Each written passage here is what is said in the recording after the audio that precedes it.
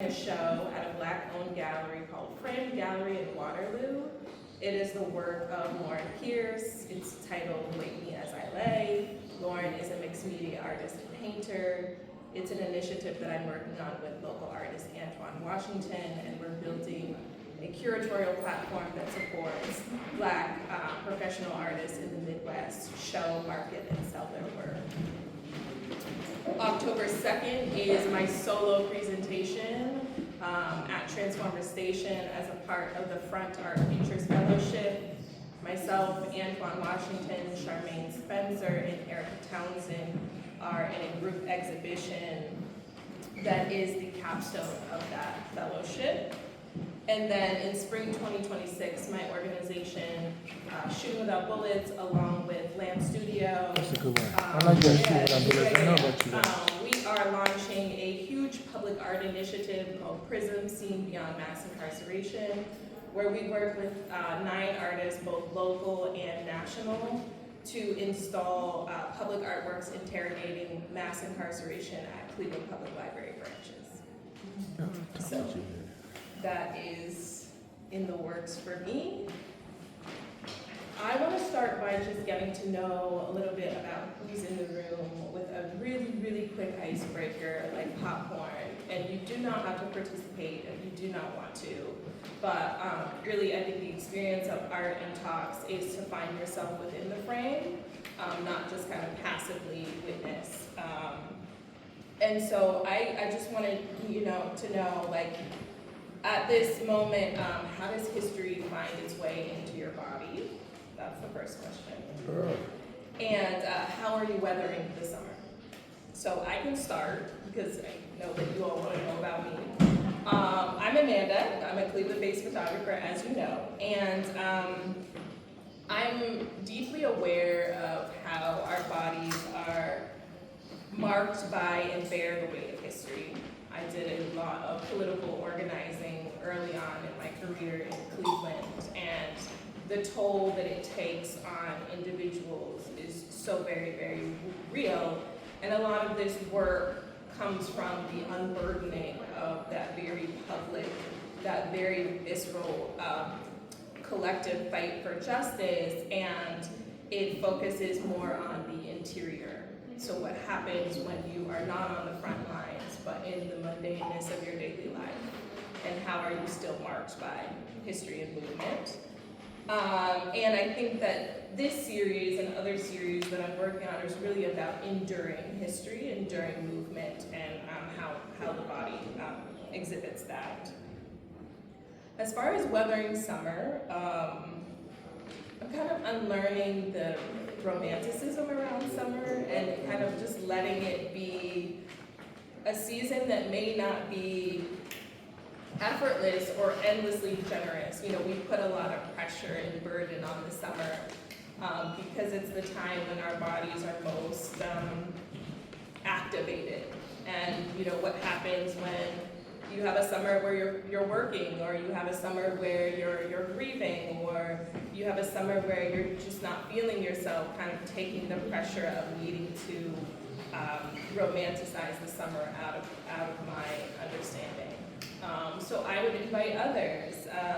Again, how does history find your way into your body, or how are you weathering the summer? I'll start. Okay. My name is Marva Sneed. I am from Texas Metro News, which is a female black-owned newspaper and publisher, Cheryl Smith. I am the editor of our daily newsletter, Metro News. And as far as history is concerned, for me, it has been the most incredible journey.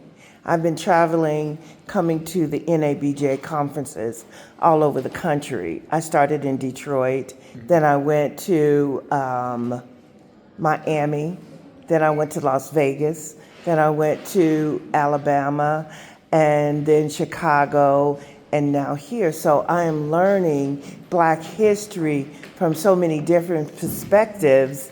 in these different cities and finding that there was a place for us. We began a thing, we grew in that thing, and so it's really exciting. I like to report these things that I learn in my daily newsletter that I produce.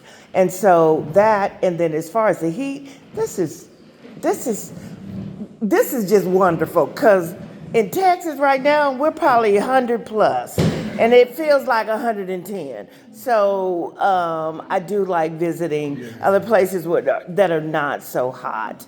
And I think summer is freeing. I think summer is absolutely freeing, and you got to realize how freeing it is to you, and just let go and explore all that God has planned for you for the summer. And so then you're going to get filled. The sun, like I was telling you about your picture, you're going to be out in that sun, and let that sun re-energize you and bring you back. And then come fall, you'll be ready to, as we say in Texas, boots on the ground.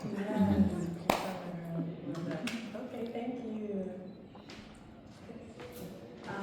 My name is Dorothy Tucker. I'm a reporter in Chicago. And I think my awakening to Black history happened when my first child was maybe 2 or 3 years old and was watching Disney. And I realized that all of the animated shows had all these white figures, especially white women. And it struck me that he was about to be indoctrinated with the same stuff that I had grown up on. And I said, no, that's not going to happen. So I forbade my 3 children. They were not allowed to watch any television show or read any book that did not have Black people in it.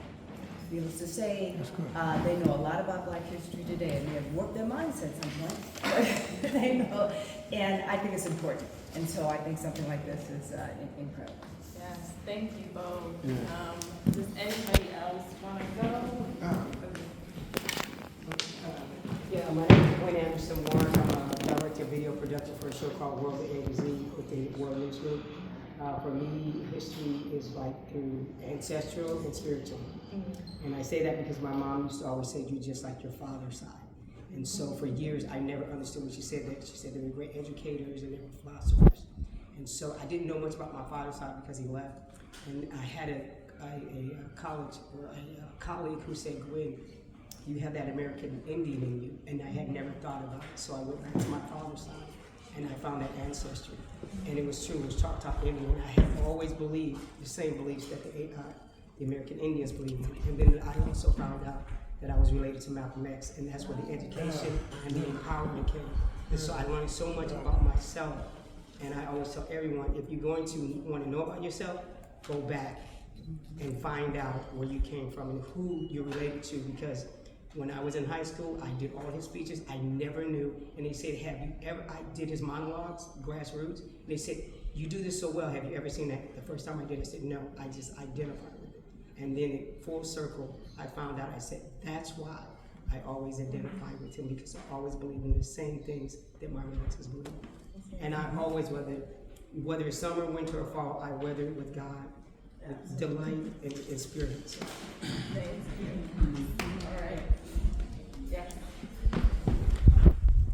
Councilmember Kevin Conwell, this is what I know. Many of you and many of our ancestors fought for me to become a council member, become a legislator. And what I have done